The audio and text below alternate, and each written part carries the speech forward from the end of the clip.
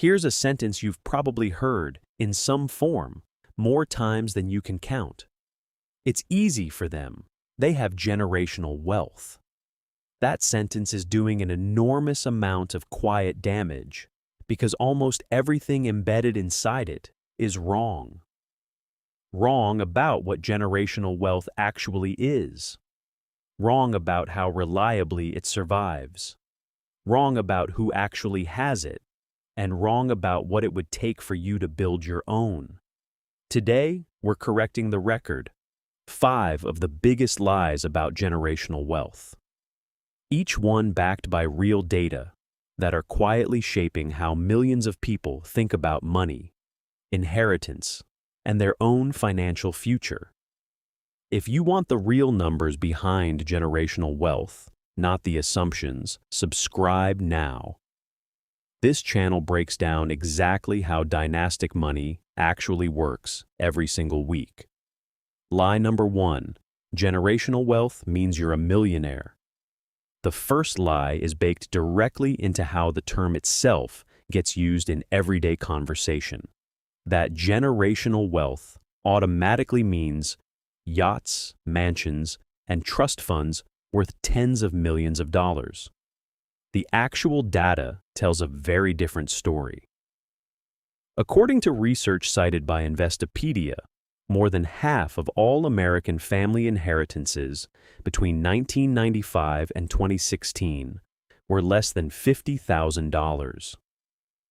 Only 2%, a genuinely tiny fraction, exceeded $1 million. The overwhelming majority of what actually gets called generational wealth in America isn't a fortune. It's a modest financial cushion, enough to cover a down payment, pay off student debt, or build an emergency fund that didn't exist before. This matters because the word wealth itself means radically different things to different families. To one family, it might mean enough capital to never worry about retirement. To another, it might mean simply having a financial safety net that didn't exist for the generation before them, money to pass on as a gift, or college costs covered for grandchildren who would otherwise have taken on debt. Both of these are genuinely generational wealth. Neither requires anyone in the family to be a millionaire. The lie matters because it quietly discourages people from even trying. If generational wealth only means the Rockefellers, then it sounds like something reserved for an entirely different category of person. If it actually means any deliberate transfer of financial advantage from one generation to the next, however modest, then it's something an ordinary family, including yours, can realistically work towards starting this year. Lie number 2. Once a family is wealthy, it stays wealthy. The second lie is in some ways the opposite problem from the first. Not an underestimate of what counts as wealth, but a wildly inflated assumption about how durable that wealth actually is once a family has it. This channel has covered this statistic before, but it's worth restating directly in this context, because it's the single most consistently cited figure across multiple independent studies of family wealth. Roughly 70% of wealthy families lose their wealth by the second generation, and 90% lose it by the third. Put differently, only about 10% of families that build significant wealth in one generation still have it 3 generations later. The Vanderbilt family is the case study most frequently cited for exactly this pattern. Once among the wealthiest families in American history, the Vanderbilt fortune diminished dramatically within a few generations, driven largely by lavish spending and an absence of serious financial planning passed down alongside the money itself. The lesson here isn't really about the Vanderbilts specifically. It's about what their story reveals more broadly. A fortune, on its own, contains no built-in mechanism for preserving itself.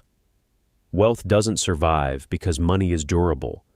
It survives because specific people, in specific families, make specific deliberate decisions, generation after generation, to manage and protect it. This is precisely why families like the Rockefellers, covered in detail in this channel's other videos, stand out as such a notable exception.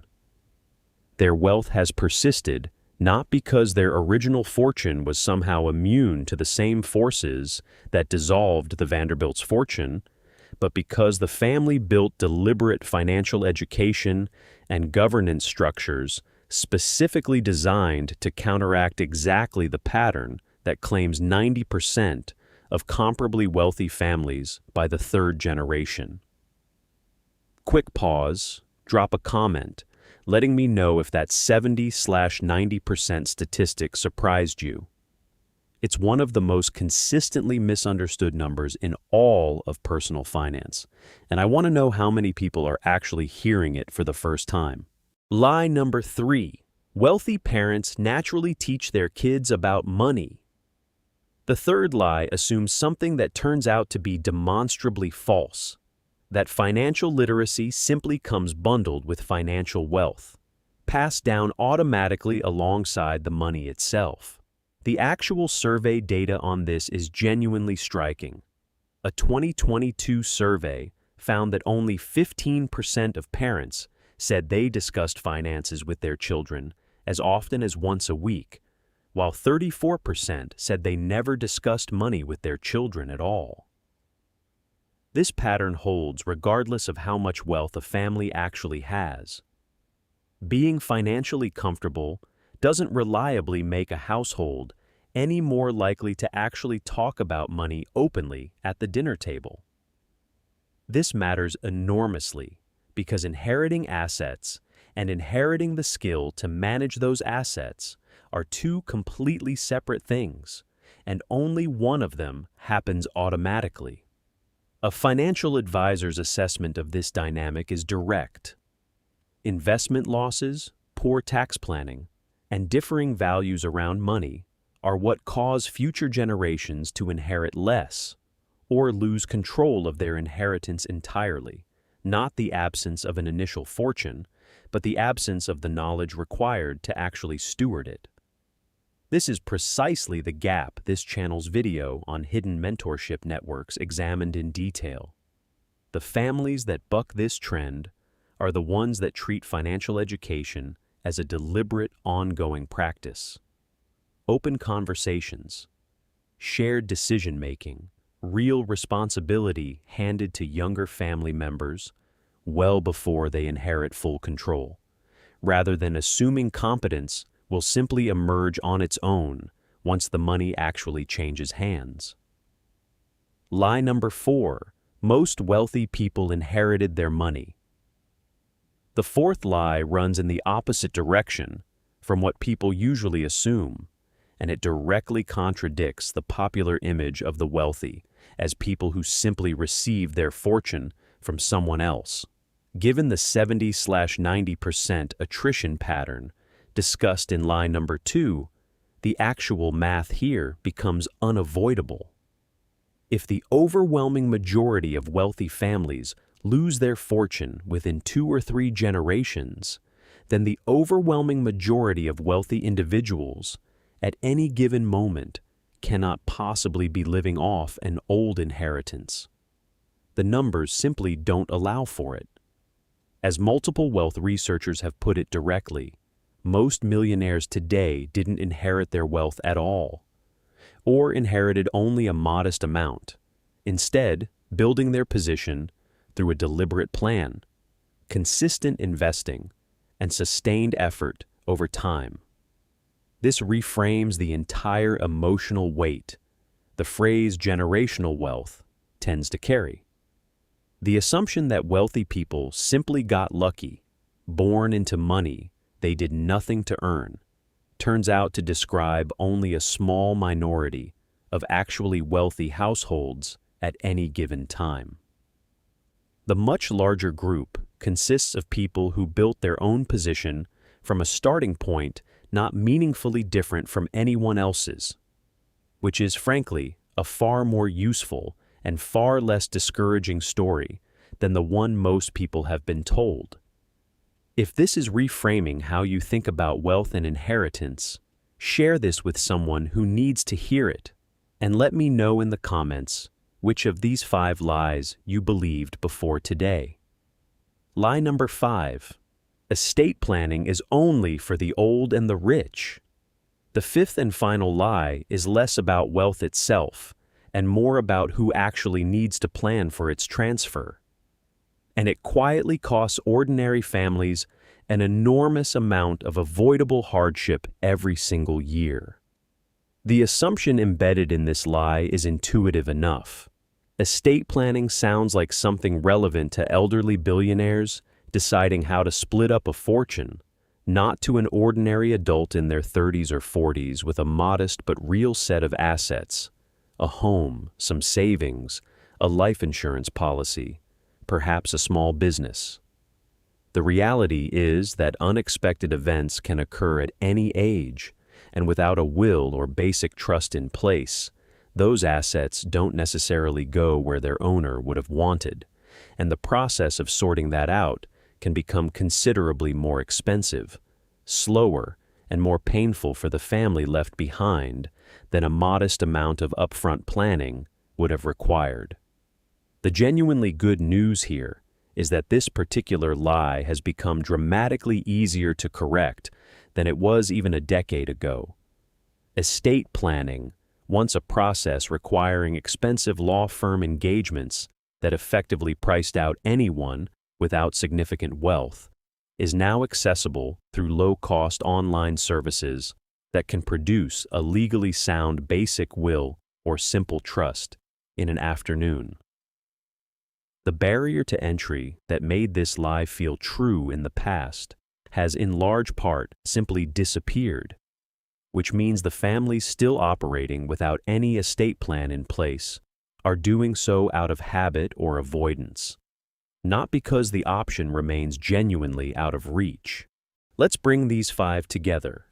Generational wealth doesn't require millions of dollars. Most real inheritances are modest, and that's still generational wealth. Wealth that exists today is not guaranteed to exist in 3 generations.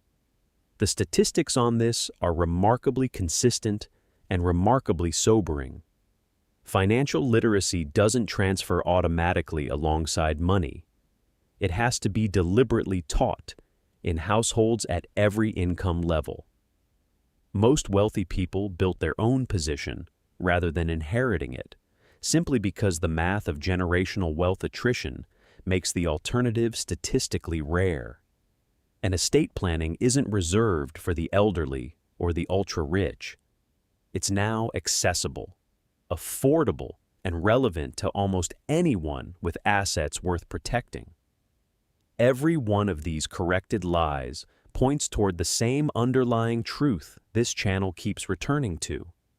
Generational wealth was never primarily about how much money a family starts with.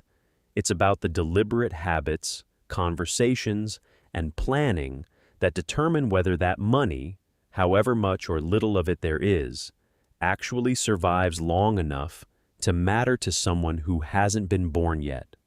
That's a project available to far more people than the popular myths about generational wealth would have you believe. If this changed how you think about what generational wealth actually requires, subscribe now. We break down the real mechanics behind dynastic and family wealth every single week, correcting exactly the kind of myths covered in this video.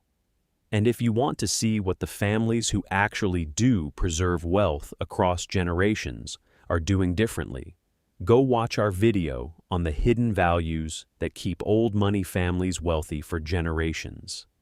It's the natural next step after this one. Let me know in the comments which of these 5 lies you believed before today.